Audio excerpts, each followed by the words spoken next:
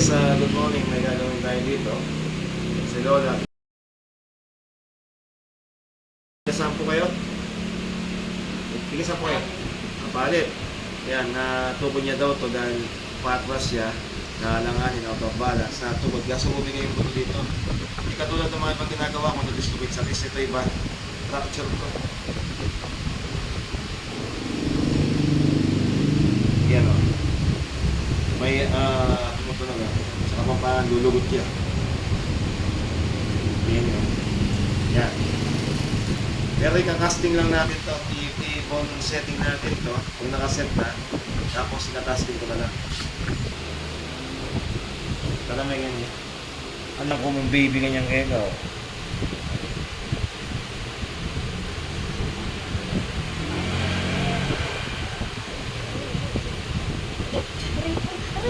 Okay. Maganda mo.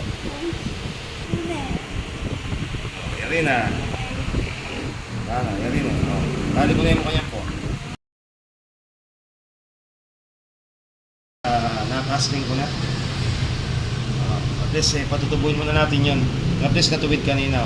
Diretso mo yun po. Potas mo yun. May mga lupa. Katapat na. Pero ngayon yun, may masayas eh. Sakmal.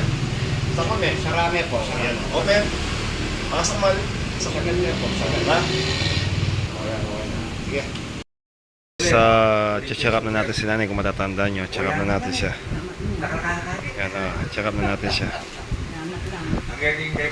Bulaga, nakaringan ang mukha niyan. Ayan guys, ito yung ginawa kong casting para semento.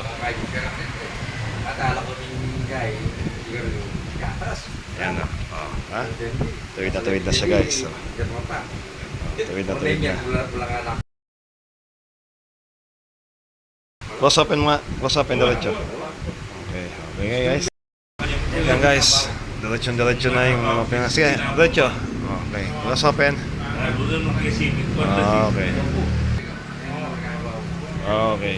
Yan, maganda na yung improvement niya guys. Nanggal ko na yung pagkakasting niya.